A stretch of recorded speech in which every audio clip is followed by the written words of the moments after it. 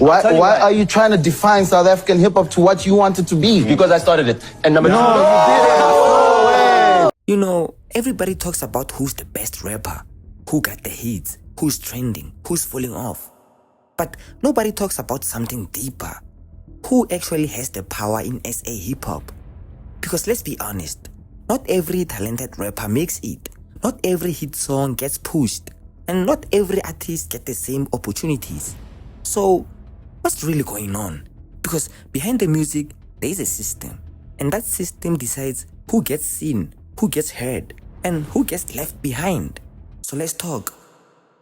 Bro, being a rapper in South Africa must be the toughest thing, dog. Do you guys hear this talent? This nigga can sing, can rap, give you bars, whatever it is, can trap.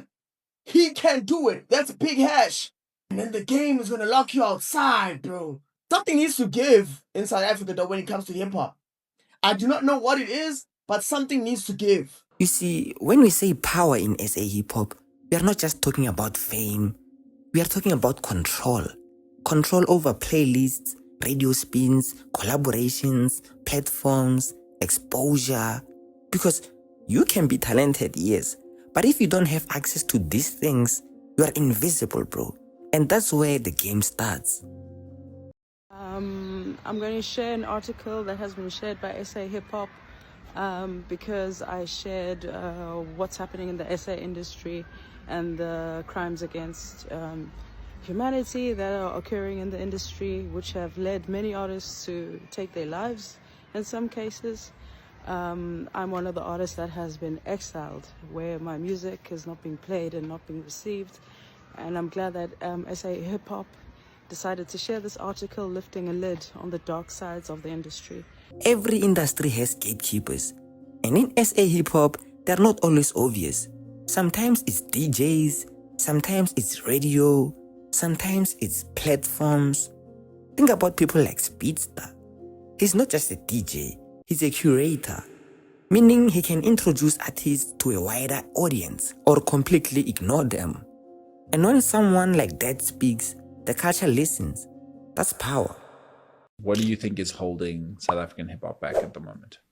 Just egos, the internet, collaborations, people not answering their phones when it's time to shoot music videos, people not coming to studio, people not greeting each other backstage, all those small little things. And I don't really know why Metro FM decided to cancel hip-hop, bro. What the f***? Alright, let's get back to the topic. In SA hip-hop, cosigns are everything, bro. A feature from the right artist can change your life overnight. We've seen artists go from unknown to mainstream just because they were seen with the right people. That's why many artists chase big features, industry friendships, validation. Because without that, the journey becomes 10 times harder, bro. And when you feature him, it's a cheat code. He's the Drake of South Africa. Who's Java? He's the Drake of South Africa. He's the Java stimulus.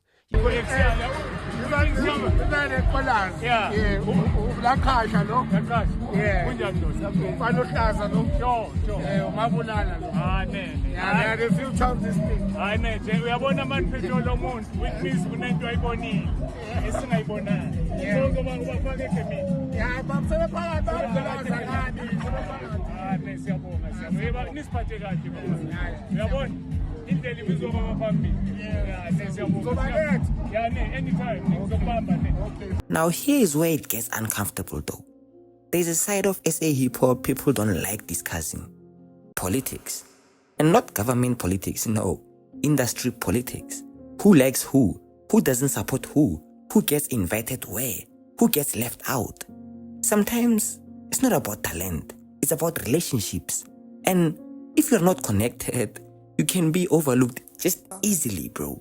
Yeah, so we do have artists who come back and bash like OGs in the industry. Do we it's industry politics. It's what's happening behind closed doors. Like the artists, let me tell you, the artists don't like each other. It's what happens behind closed doors.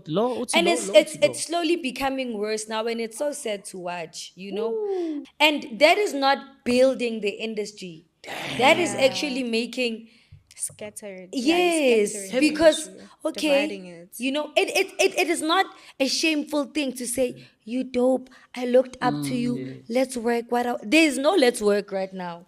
It's. I doubt there Industry in a is. Have you ever pride. had it? I doubt there. Like I feel like the new generation is scared to say, "Oh, let's work." Yeah. Not because they think you're not dope. I feel like they think, "Oh, it's okay."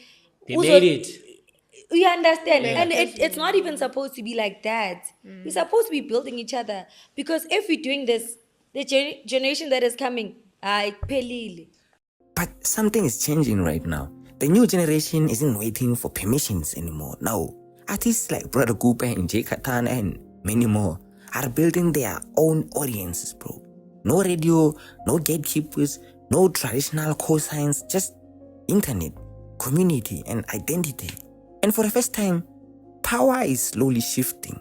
If we're running shit like right now, bro, we better than the mainstream. That's like no hate to the OGs and shit, bro. Yeah. Cause like I feel like the OGs, like they sleeping on us, bro. They have everything, bro. You feel me? Yeah. And like they still trying to keep us low key, but there's no way they don't see us, bro. You feel me? Cause we already on top, bro. Like I'm topping charts, bro. Me and Noko, we topping charts, bro. Feel me? Yeah. There's no way they don't see us, bro. And like this new wave is more like hella more close, you feel me? Yeah. So we be working together. And when power shifts, people get uncomfortable because the old system is starting to lose control.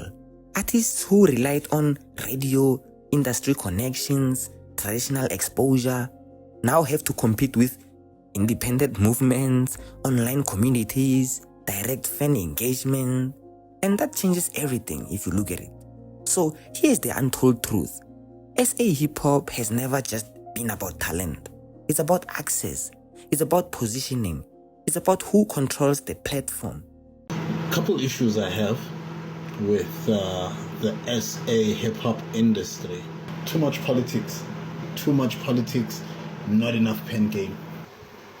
Gatekeepers who treat the industry like it is a private property portfolio. Obviously radio, always pushing vibe over verses. Record labels, signing hype over talent. OGs gatekeeping. Artists scared to bring lyrical content because it won't top the charts. Fans calling anything that has lyrical content old school. And it's just too much going on. And like, but now, that control is being challenged. And the more the new generation grows, the less power the old system has. So the question is, who really controls SA hip-hop today?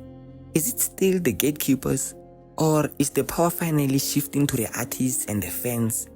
Because depending on your answer, the future of SA hip-hop might look very different. Because I feel like that hip-hop is getting boring now. I think, bro, or Brotherkupa or Kill Brady or Baby Lowski have a formula in hip-hop that the mainstream doesn't. And it would be unfair for us as mainstream people to just ignore it, you know? Because Brotherkupa right now has hits galore. Kill Brady has a community, has a cult that's similar to A-Reese's, bro. And you get people like Baby Lowski who are running songs of Volta 2 with or Blackie 2, bro. Crazy songs that I don't think a touchline could do a Volta 2. Can a touchline do a Volta 2, bro? Can't. No, dog. Can't. You know, so we gotta allow these good niggas to be. We have to get our Playboy cards somewhere, bro. We have to get our Playboy card. You know, it's so experimental looking at USA, bro. Your Yeats and whatever. Because I'm feeling if Yeats was in South Africa, I don't think he would make it. Yeah, same, yeah, bro. He would have been a Brady. He would have been neglected. A Playboy Cardi who's been neglected by Grammys. Imagine. By Grammys, bro. So even in the States, they neglect niggas who make that sound that's kind of futuristic, that's kind of experimental. Yeah, we need that. We need it, bro. We can't gatekeep niggas who are talented, bro. We can't. You know? It has to stop. Talent is there, bro. It has to stop.